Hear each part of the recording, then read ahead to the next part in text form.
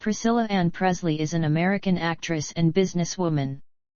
She is the former wife of American singer Elvis Presley, as well as co-founder and former chairwoman of Elvis Presley Enterprises, the company that turned Graceland into one of the top tourist attractions in the United States.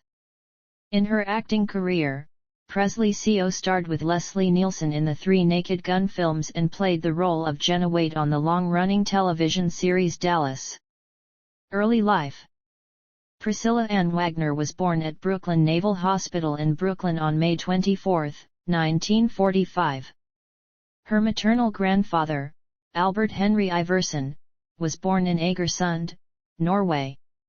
He immigrated to the United States, where he married Lorraine Davis, who was of Scots-Irish and English descent. Their only daughter was Anna Lillian Iverson. Later she was called, or her name was changed to, Anne.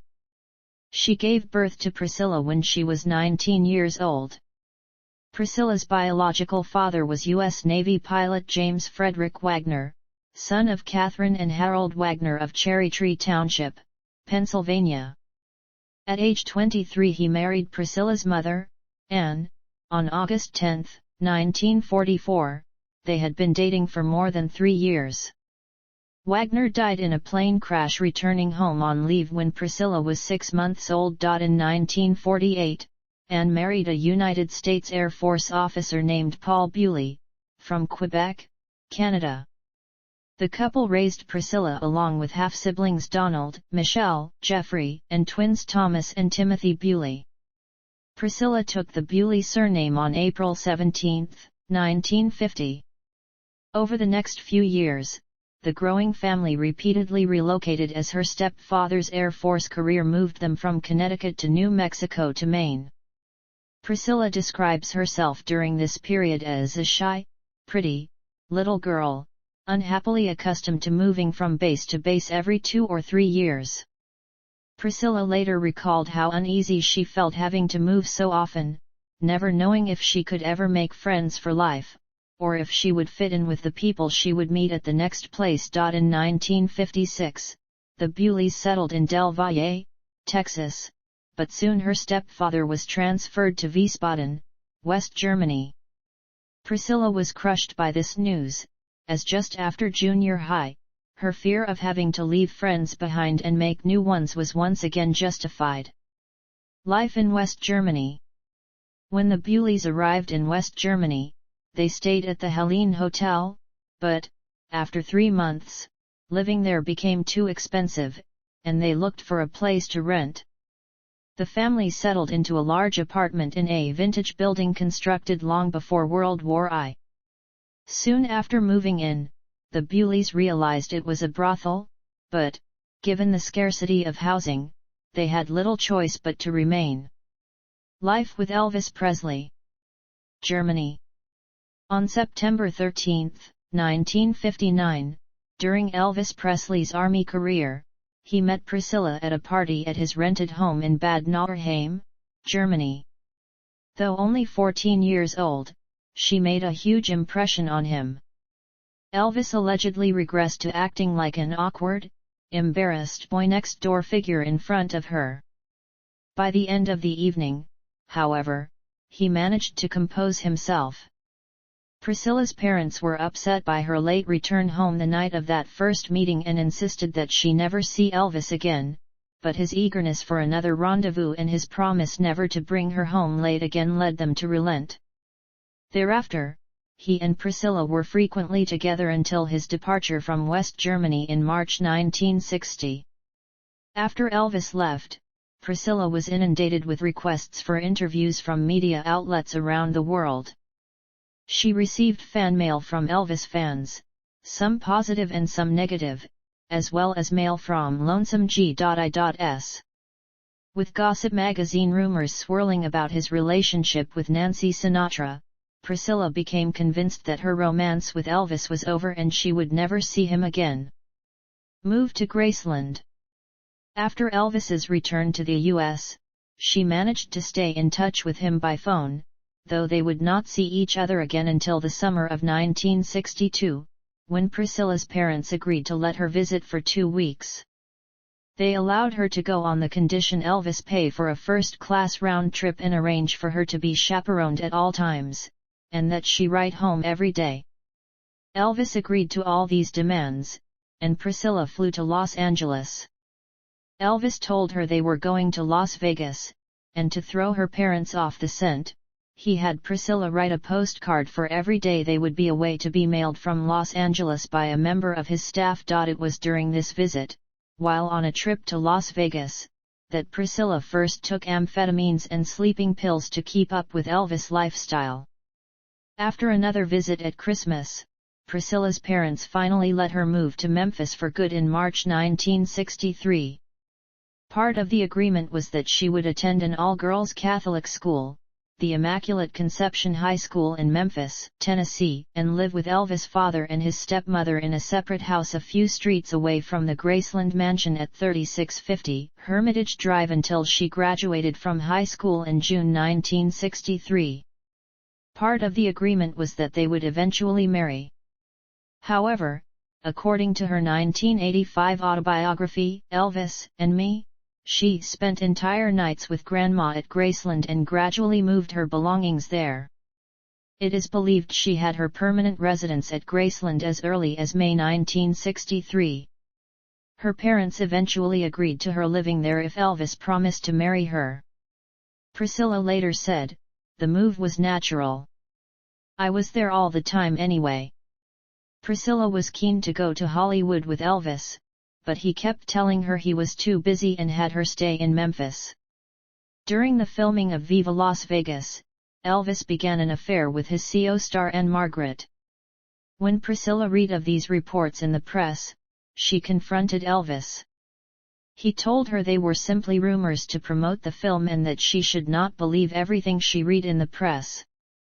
For the next few years, Elvis had intimate relationships with many of his leading ladies and co-stars, all the while denying their existence to Priscilla. Eventually she was allowed to visit him in Hollywood, but her visits were kept short. Marriage and pregnancy. Shortly before Christmas 1966, Elvis proposed to Priscilla. Colonel Parker, Elvis's manager, encouraged him to marry by reminding him about his RCA morals clause within his record contract. Priscilla suggested in a 1973 interview with Ladies' Home Journal that she and Elvis were quite happy to just live together, but at that time it wasn't nice for people to live together. Accounts by Elvis's cook, Alberta, claim that he was so upset about the wedding that she caught him crying about it one day. When she asked why he did not just cancel the wedding if it upset him so much, he replied, "I don't have a choice."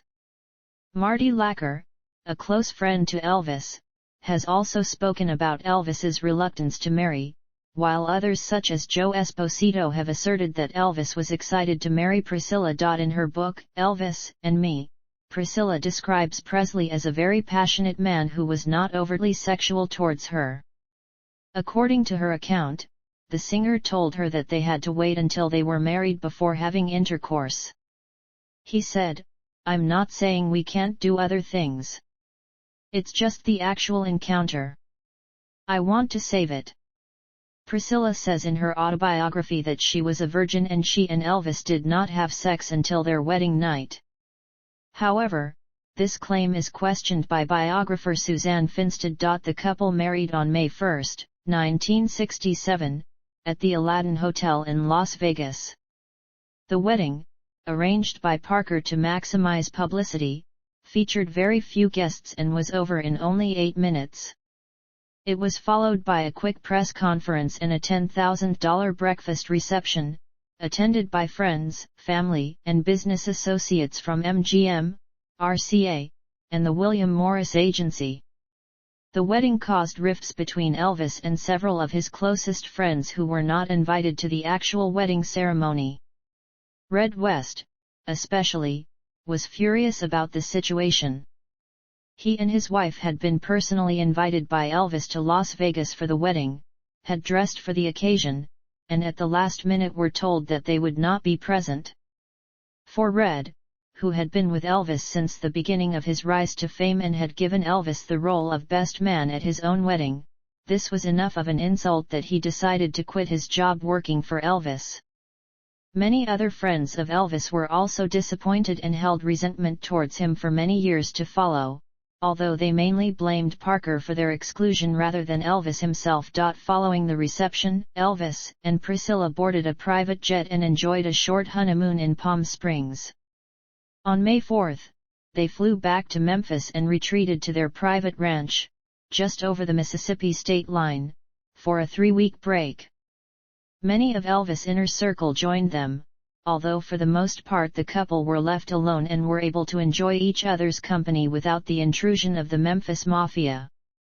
"I loved playing house," she later remarked, adding, "Here was an opportunity to take care of him myself. No maids or housekeepers to pamper us."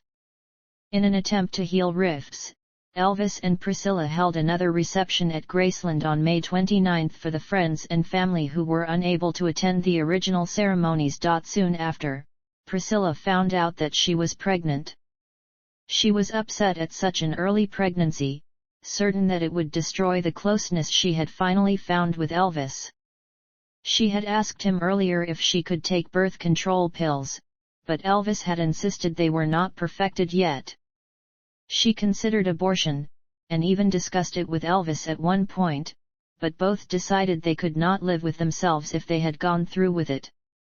Their only child, Lisa Marie, was born exactly 9 months after their wedding, on February 1, 1968. Priscilla wrote in Elvis and Me that, around the time Elvis was filming Live a Little, Love a Little, she began taking private dance lessons. She found herself deeply attracted to the instructor, known simply as Mark in the book, and she confesses to having a short affair. She implies regret, however, saying, "I came out of it realizing I needed much more out of my relationship with Elvis." Despite Priscilla's affair and Elvis's on and off relationships with his co-stars and leading ladies, the first few years they were married seemed a happy time for the couple.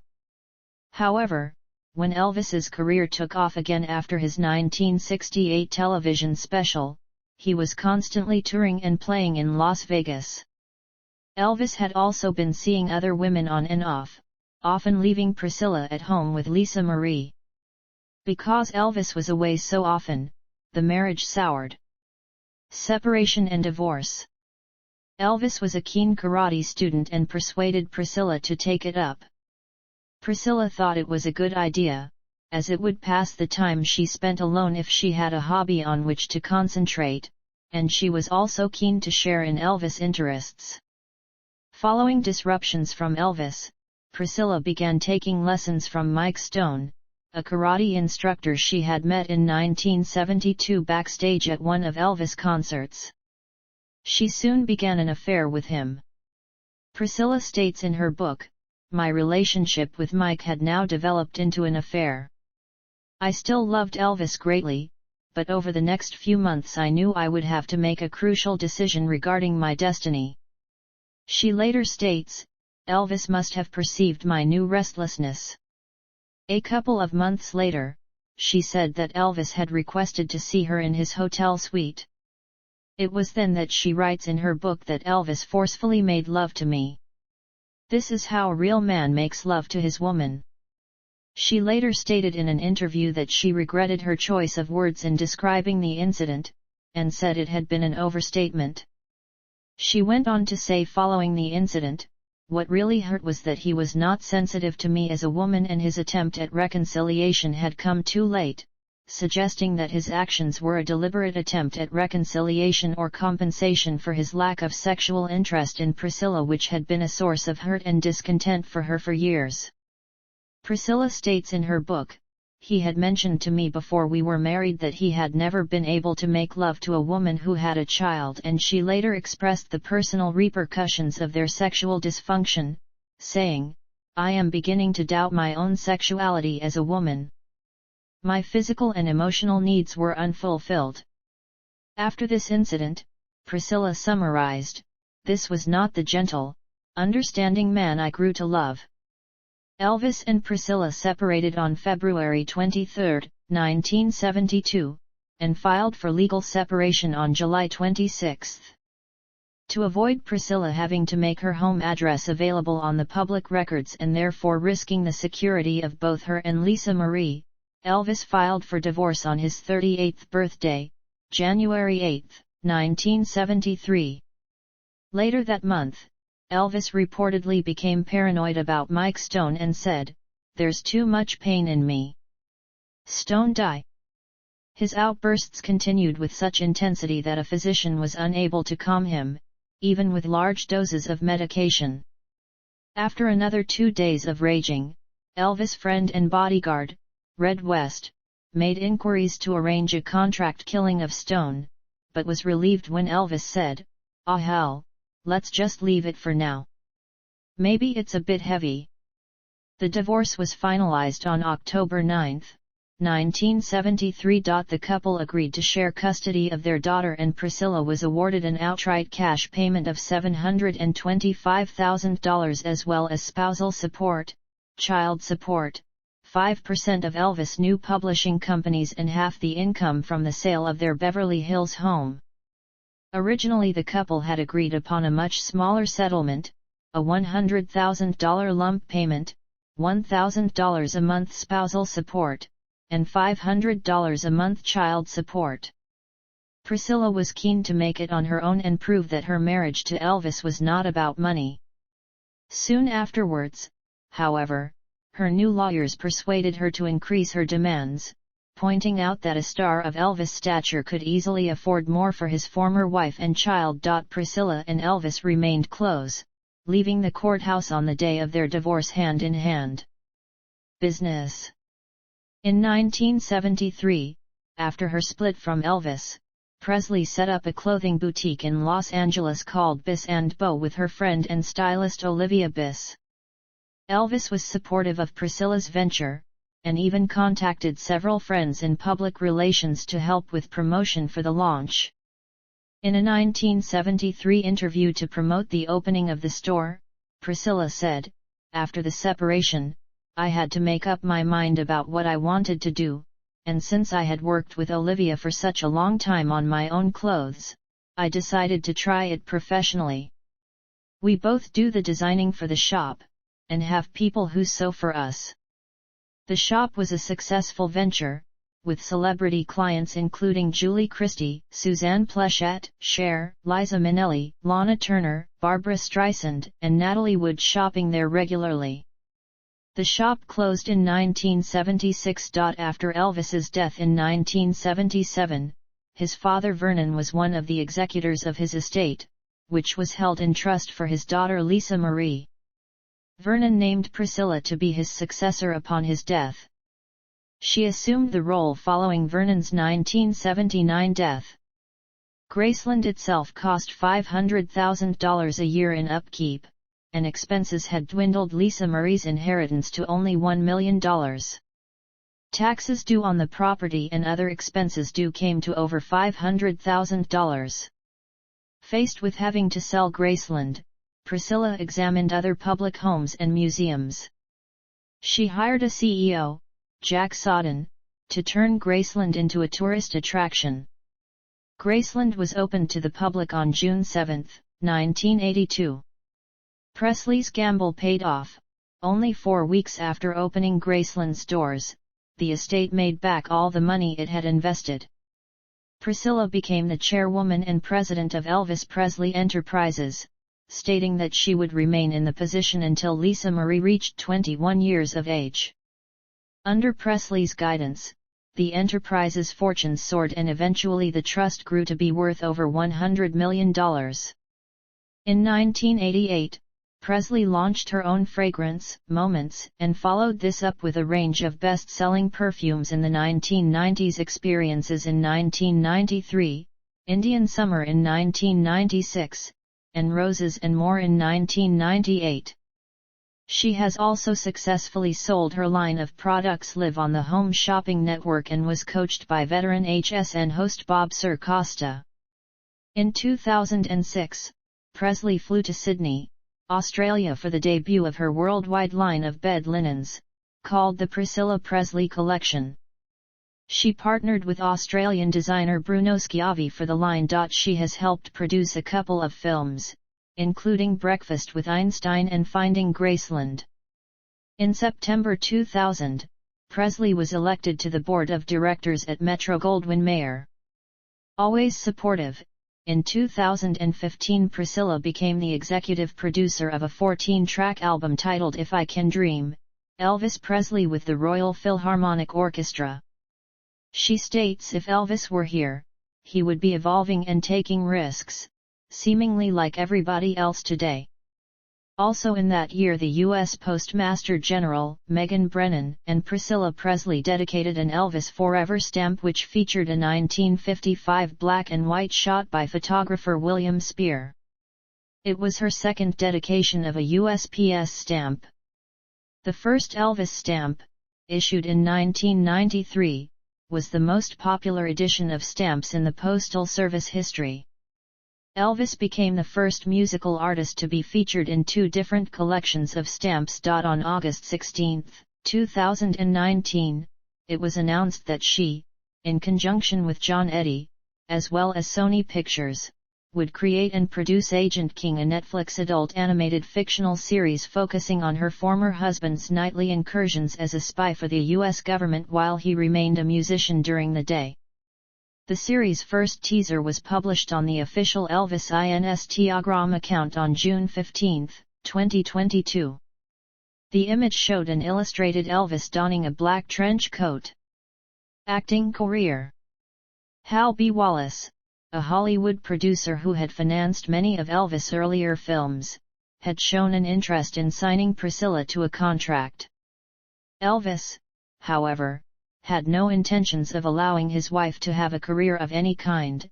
In his opinion, not uncommon at the time, was that a woman's place was in the home looking after her man. Priscilla had shown an interest in dancing and modeling, but her knowledge of Elvis' stance meant that she kept them as hobbies instead of pursuing them as careers. She did get the opportunity to model for a local store once, but when Elvis heard about it, he asked her to give it up. Presley had originally been offered a role as one of the angels on Charlie's Angels. She turned down the role because she disliked the show. Priscilla made her television debut as co-host of Those Amazing Animals in 1980. In 1983, she got her first chance to act professionally on a Season 2 episode of The Fall Guy titled Manhunter. She then found a role in a television film titled Love is Forever, starring alongside Michael Landon. Although she was treated well by most of the cast and crew, and her acting was praised by several of her co-stars, she found Landon difficult to work with on set. After the television film aired, Presley landed the role of Jenna Wade in the soap opera Dallas. She was actually the third actress to play the role of Jenna, but played it for the longest. Presley left the show in 1988 after 5 years. In 1988, Presley starred opposite Leslie Nielsen in The Naked Gun, from the Files of Police Squad, as Jane Spencer. Critic Roger Ebert praised Presley's performance, saying her light comic touch helped balance out the film's more over-the-top humor.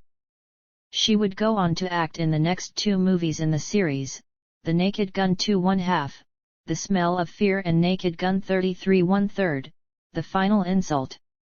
All 3 films performed solidly at the box office.